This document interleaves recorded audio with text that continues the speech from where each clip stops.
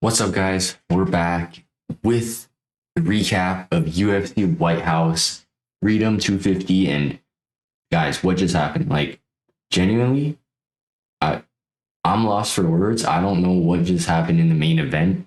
The co-main, it hurt to see, but I could see it happening. But let's save those for later because we're gonna do a full recap of this event. And before I say anything, this event was an absolute banger. It lived up to the hype. All right, we got a finish in every fight, right? Leading up to the sixth fight, they're all finishes. Last fight, doctor stoppage or corner stoppage, but still, it was like a stoppage, right? And it was such an amazing card from start to end. So, without further ado, let's get straight into this crazy event. I got one more thing. This event was cinematic. Like the walkouts was cinematic. The start, Trump and Dana walking out, the Air Force, the Marine band playing, like every detail of this event was cinematic, and it was 10 out of 10. Let's get started with the first fight of this card. All right, so we have Diego Lopez versus Steve Garcia. What a banger to start it off. We already know this is going to be a banger because we got two power punchers coming in here, and yeah, it's going to be fireworks to start off the card, right? So Diego Lopez gets a second round TKO. The fight started, and in my opinion, I think in most people's opinion, Steve Garcia was giving Diego Lopez a lot of trouble. Starting from the first round all the way to like mid second round, he was frustrating Diego. He was just landing more. Diego wasn't throwing too much compared to him, and yeah, Diego couldn't really find his range. Not much is going on for Diego. Steve Garcia was piecing him up, but we know Diego got an iron chin, right? So that didn't matter. And then we head into the second round, midway through, 2 minutes 42 seconds. Diego pieces him up with a little combo. Steve Garcia gets stung, and Steve decides to brawl with Diego to just trade in the pocket. Well, not really in the pocket, but they're just swinging wild hooks, and you're not going to beat Diego at that, right? Iron Chin, Diego gets the better hooks in. Garcia gets dropped. Diego always fast to jump on the finish. And that's what he did, man. He finished Garcia in the second round. What an amazing fight to start it off, man. And yeah, Diego looking good. Garcia looked good, but it's just a thing, man. Like, you can always tell. Like, if you look at someone like Steve Garcia, you can just tell he's never going to be, let's not even say champion. He's never going to be at the very top level. I think he looks like the type of guy to stay in like the lower half of the top 15 division, right? And we've seen that tonight. I mean, it was a big step up. Diego, number 2 ranked. He lost to Volk twice, which are great losses. Diego, I think he should. He's in a weird scenario. He should probably, I guess, just keep fighting the top 5, or I can't remember the top of my. Oh yeah, he should probably. We could see him face. Actually, I don't know, man, because Mobstar is going to fight Volk, and then Larone's going to fight down. But I don't know. Diego needs a tougher opponent than Steve Garcia. It's a big step down, and yeah, what a great fight. We're going to move on now to a fight that should not have been on the White House card by any means, but it was a great fight. So, I mean, not a great fight, but it had a first round finish, let's say that. So, you know what? It was worth it, all right? Bo Nickel, Kyle Dawkins, like, zero reason for this fight to be here. But Bo Nickel gets a first round TKO. Wow, that is crazy. His last 2 wins are all by TKO. The guy who only knew how to wrestle had a terrible stand-up game. Wow.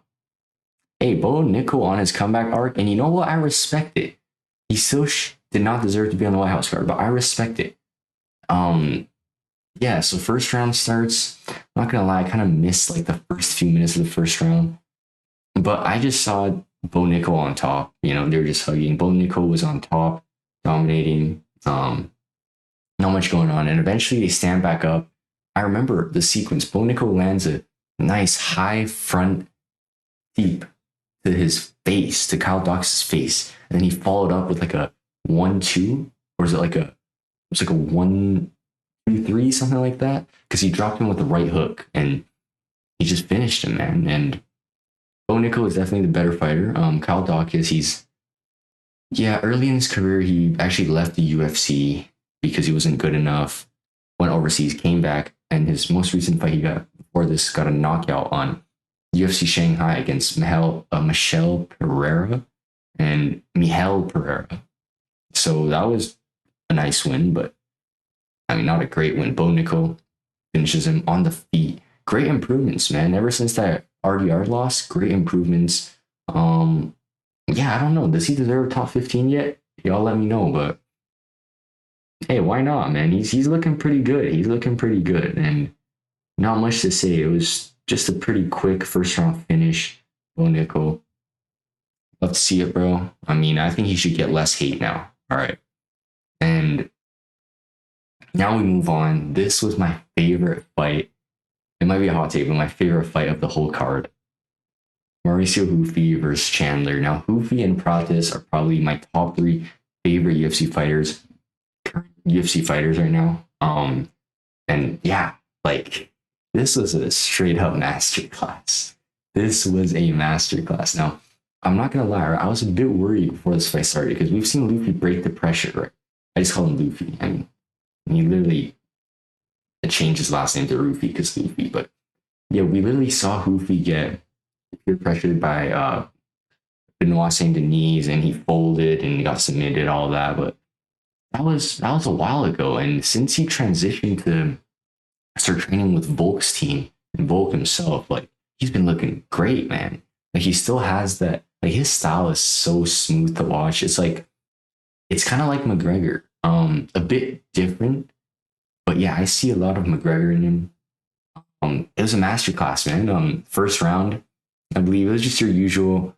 Michael Chandler, I'm pretty sure he was just pushing, being aggressive, trying to back Rufy up. But eventually, Rufy just landed clean shot, and it was just downhill for Chandler. Like Chandler was running all over the place. Hoofy landed a nice wheel kick that Chandler blocked, but still wobbled him, which is crazy. I believe he landed another wheel kick too that also got blocked but wobbled him. So his wheel kicks are nasty. And eventually he found the finish. It was nasty. Like Chandler was like kneeled onto the ground, and Hoofy gave him a big uppercut while Chandler was on his knees. Like it was a nasty finish. It was a pretty brutal beatdown because half the time Chandler was just running away in the cage. And I'm not trying to compare it to Pratis mauling JDM because that's a completely different type of mauling, but you can see, man, these two guys, their most recent wins are brutal, and we need Hoofy to get a step up, man. We need I really want to watch Hoofy versus Gaethje now. Let me not get ahead of myself, but that's just something I thought. But yeah, I don't know why Hoofy decided to fight down. I mean, obviously, good for him because he got to fight on the White House, but made it look easy. Spectacular performance.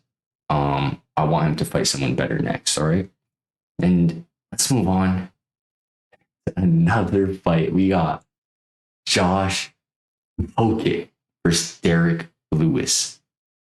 This one, another banger. All right. I know Lewis got a big fan base, a fan favorite. Everyone loves him, all right. But come on, man. I'm not even gonna say much. Let's just leave it at he's a little bit of a blob. Kind of understatement, but Hokit, man. Obviously, y'all know Hokit's last performance against Curtis Blades. Let me not even get into it. You could say it's the greatest UFC fight of all time. I'm gonna leave it at that. Y'all definitely have watched it before. Hokit, man. First of all, the fight starts, right? And Hokit throws a lightning fast spinning wheel kick. Like, I haven't even seen, like, that was faster than Hoofy's spinning wheel kick, and Hoofy is a lightweight. Like, I think that spinning wheel kick might have been like a weight level of speed, man. I didn't know this guy had it in him. Like, I heard he was an NFL athlete before, an NFL player, but dude, I did not know he could do that. And I think he threw one more lightning fast wheel kick too. Like, Husker obviously didn't land, but it was nice, and it was nice. And he had a big speed advantage against Lewis. Like, it wasn't even close. Lewis, Blobby, they always say like, oh, it only takes one shot. But Come on, when you got someone like Hoke who's actually fast, agile. Come on, man. Um, Hoke was piecing Lewis up on the feet, tagged him. At one point, he tagged him with like the same 1-2 like 3 times, but Lewis obviously can't counter that. He just kept tagging Lewis, getting out of the way, and he took him down. Nice takedown the first round as well. Lewis, I don't remember if he got up. I think eventually he might have got up. No, I don't think he. No, he didn't get up because it's Lewis. Can't really get up, but Hoke just kept like taking him down. Like every time Lewis tried to like try to get a knee up, he just tossed Lewis back into the ground, man. And yeah, they ended round 1 with Hoke trying to secure armbar on him, but he wasn't doing it right. So yeah, Lewis survived. Second round, Hoke just piecing him up. I believe Hoke, he just TKO'd him eventually late second round though, and yeah, he took him down before that too, and it wasn't even close. Speed advantage. Hoke was also down 30 pounds. Obviously, I know it doesn't matter that much when it gets to light heavyweight. I mean, when it gets to heavyweight, because him against Curtis Blaze, he was also down like 30 pounds. But what a nice performance with Josh Hoke. I think he should get another step up. I don't know who though, but because I don't see him winning against like obviously the Cyril Gane, the Pavlovich or Tom Aspinall, but he needs to step up, bro. This guy, he's the real deal. You can call him corny, but he is the real deal. And that post-fight interview was something, bro. It was something. He always shows up for the post-fight interviews. The last line he said was pretty questionable, but hey, there's Josh Hoke for you. I think Lewis should probably retire after that, man. Great for him. All right. And then we move on to Sean O'Malley versus Ayman Zahabi. This was a pretty clear like fight about like who was gonna win. Obviously, everyone went with Sean O'Malley. Guess if you thought Ayman won, you like if I thought Ayman could win, it's probably off plot armor because I'm not gonna lie, he has some nice plot armor because all his fights are razor close split decisions. He's like bloodied up too, but somehow he pulls it off. But here Zahabi gets finished late second round, and I don't know, something about his style, man. He's like very jittery. I don't know how to explain, but first round happens. Nothing much. It's just Zahabi doing this weird, like he would charge and run up and inside low kick O'Malley, which by the way worked. And O'Malley was landing slick shots like he always does on top and some to the body too. I think at one point he was trying to just land on Zahabi's body so he would bring his hands down so he could tag him upstairs. But that was the first round. And I believe it was the second round where Zahabi kept spamming the running charge up inside low kick. And eventually, Sean O'Malley's thigh was bruised. And when he did the low kick again, or the inside thigh kick, O'Malley would spin around. He did it again, O'Malley got spun around. And it was looking like Zahabi was onto something until O'Malley just hit him with that. I forgot what combo it was, but it was just a 2-piece combo, I'm pretty sure. And it dropped him. O'Malley finished him, did a salute. And yeah, it was a good O'Malley win, man. I was kind of rooting for Zahabi because, Canada, but yeah, I mean, I'm happy O'Malley wins. O'Malley won because this makes Song Yadong look better, right? Because he lost a razor close decision that I think he won, but let's not get into that, right? And yeah, it was a good fight. First round was it was kind of slow paced. The second round, kind of Zahabi with the low kicks that spun O'Malley, then O'Malley, got the finish, but pretty good fight overall. And at this point in the card, we were 5 for 5 on finishes, which was crazy. And it simply did not disappoint. All right. And also O'Malley called for title shot Petr Yan. I don't think he deserves it, bro. Like beating Zahabi, but knowing the UFC, they're gonna do it. So yeah, let's move on, guys. All right. This one hurts. This one hurts. We move on to the co-main event, which is Pereira versus Cyril Gane. Wow. I mean, I'm not a Cyril Gane hater, from the eye poke. I mean, I know Sirgan historically is a kind of a dirty fighter. Such a nice guy, but yeah, he is a dirty fighter. I know he didn't poke Aspinall on purpose though, but yeah, I mean, I could see this. I could see the Gon win because Pereira he's up in a new weight class. Gon always been in this weight class, always been at the top. Because first of all, look at that physique, right? He has a crazy physique, agile on his feet, just slick striking. His only losses are to like wrestlers, people that can get him on the ground, and Pereira does not wrestle in the slightest. So this win did not surprise me, but it did hurt me just seeing Pereira get finished. All right, it already hurt me when Pereira lost the decision to Ankalaev. But now that he got finished, it's just so much worse. And the strike numbers don't look too great either. But man, so first round starts. Immediately, I feel like Pereira just looks significantly slower. I don't want to say he's plodding around a little bit, but I could see at least a little bit. Pereira's a bit more slower, a bit more sluggish. And Gon, he light on his feet, hopping around. He's used to this weight class. I think Gon won the first round for sure. I mean, he hit Pereira he stung Pereira with a few shots. Like, I think it was 3 times he stung him with a clean combo. Pereira wasn't phased, but you could see it stung him. That was around the first round. And then second round is where Gon knocks Pereira down with a nasty shot. It's elbowing Pereira side of the head. And I thought the fight was over. I thought it was going to be a finish. And Pereira somehow gets back on his feet, which is already amazing enough. I don't know how he survived that Gon slaughter. Gon just kept pressuring, did not let him off the hook, kept stinging him with shots, and eventually the ref stopped it. And yeah, man, Gon is a real deal. We need to see that Aspinall rematch immediately. This guy is so talented, and unless you're a wrestler, how do you defeat this guy heavyweight? Like, he's a real problem. And I saw John Jones post his Instagram after. Yeah, it just makes John look so much better. But wow, it was still a good fight though, and really anticipated.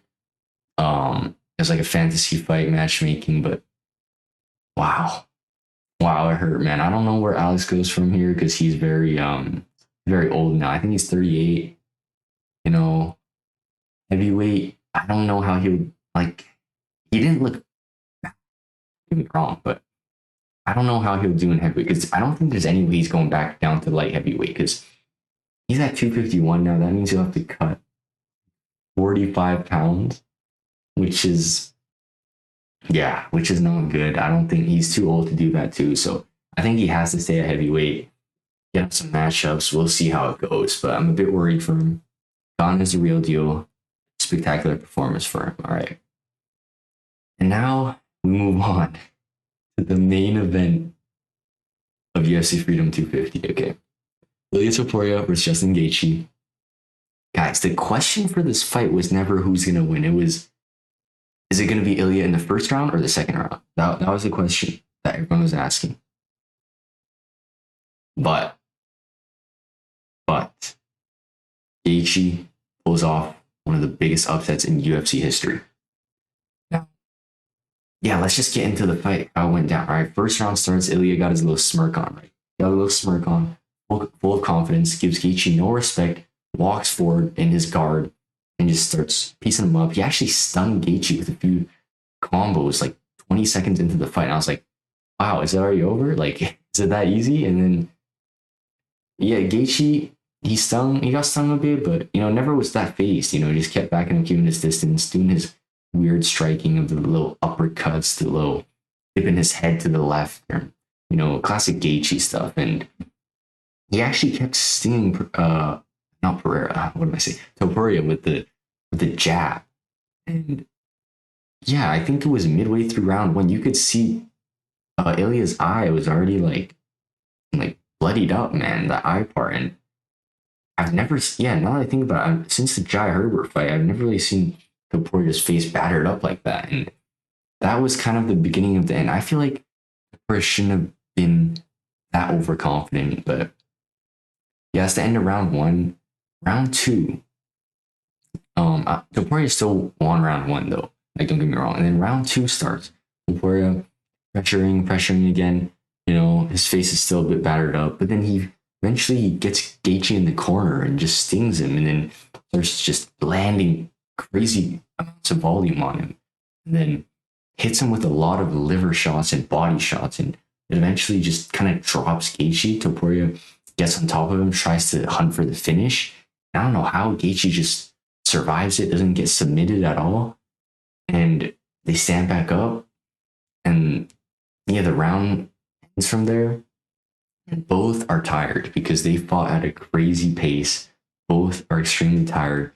But then you start to see Gaethje's face is dead clean, and Topuria's face is low key messed up. Like low key messed up. Like it's all red, it's bleeding. It's kind of both eyes are kind of bruised at that point. And the third round starts. You see Topuria is gassed as hell. Like he's slowing down. He's just he's very slow now. Gaethje is gassed too. He kept taking deep breaths. But then Gaethje starts piecing up Topuria in that round. He starts piecing Topuria up in the round. Topuria has like no answer for him. It looks like all his power was gone. Was it round 3 where he knocked him down? Wait, was it round 3? Let's check. Hold on. I think it was round 3. Yeah, it was round 3. Wait, no. It was round 2? Hold on. Yeah, I think this site's glitching because round 2 is when Topuria knocked Gaethje down. And somewhere in round 3, Gaethje dropped Topuria with a 1-2. And it was kind of weird. Like, I think Gaethje could have got the finish, but he kind of did some weird things. Like, Gaethje would sting Topuria hard in this fight a lot, and he would just like start clinching.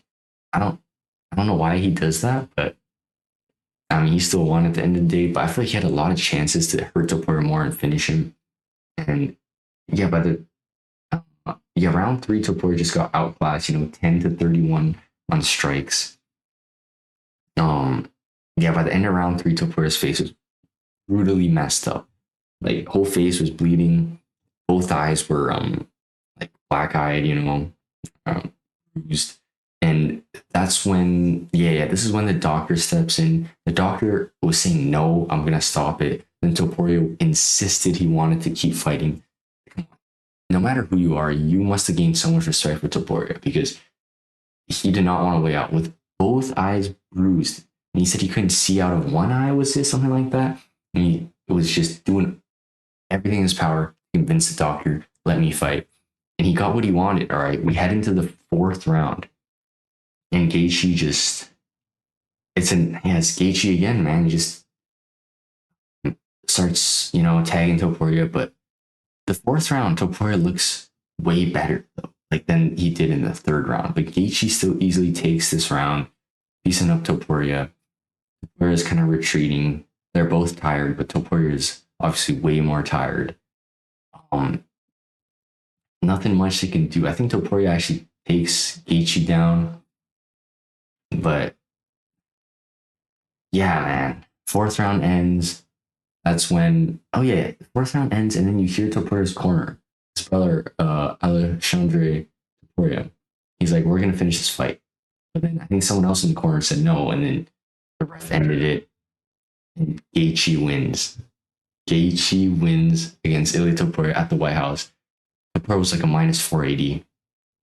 And it's crazy. We've never seen Topuria like this. Like, never. Like, I guess, the Jai Herbert, right? But then he comes back with one of the most brutal knockouts. But this is crazy, dude. And I think, here's my take, all right?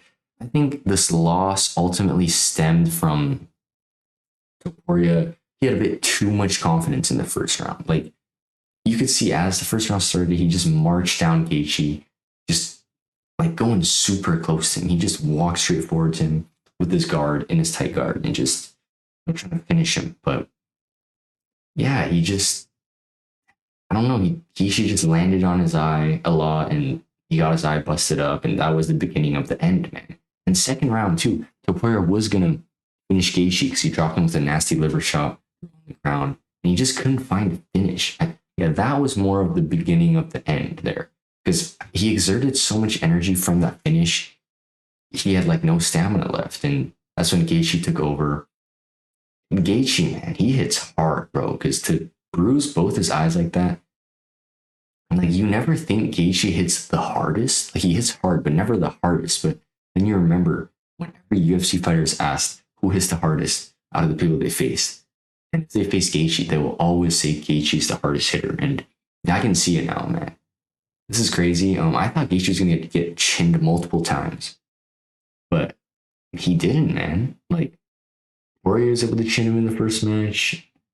Holloway chinned him on the with that buzzer beater knockout.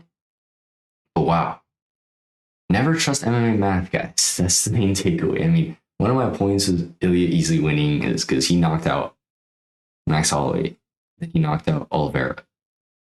Gaethje got finished by Oliveira, then got finished by Holloway. But no, MMA math don't make sense, all right? Gaethje gets finished by two people, Ilya finished. Gaethje beats Taport. This was crazy. You can't plan this any better. This is just a perfect ending. Like, what a time to be an American UFC fan. First, we get Sean Strickland with a huge upset against Hamza. Now we get Gaethje with the upset against Taport. Wow, this is crazy, man. Next time we see Ilya fight, it's gonna be him versus someone who's not a champ. He's gonna be facing. He's not gonna be in a championship fight, and that's crazy. And it sucks because there's gonna be no more Ilya versus Islam talks anymore. And on top of that, Dagestani fans, every time there's a post about Topuria, every single comment in the comment section is just gonna be Islam gifts or Gaethje gifts. This sucks for Topuria, man. I know his social media is gonna get bombarded with gifts of Islam and Gaethje or Dagestani fan bases saying just what they usually say. And yeah, he gambled his aura again because he changed his bio to 18-0, trying to pre-fire it. It usually works, but this time it didn't work. He also celebrated the day before today's fight. He gambled his aura this time and it didn't go his way. But hey, what an ending for Gaethje. I'm happy for him. Winning at the White House and a crazy upset. Like, how could it get much better than that, man? What an ending to this incredible, amazing, immaculate card. And W Dana White and Trump, man. This is a great card, guys. Sorry I didn't make a picks video. I was kind of busy that week, but if I did though, I would have gotten the last two wrong, I'd say, because I wouldn't have picked. I probably would have picked Pereira, even though I had a feeling Gon would win, and then no one would have seen Gaethje winning. But wow, that's gonna be it for the recap, guys. Thank you guys so much for watching, and I'll see you guys in the next one.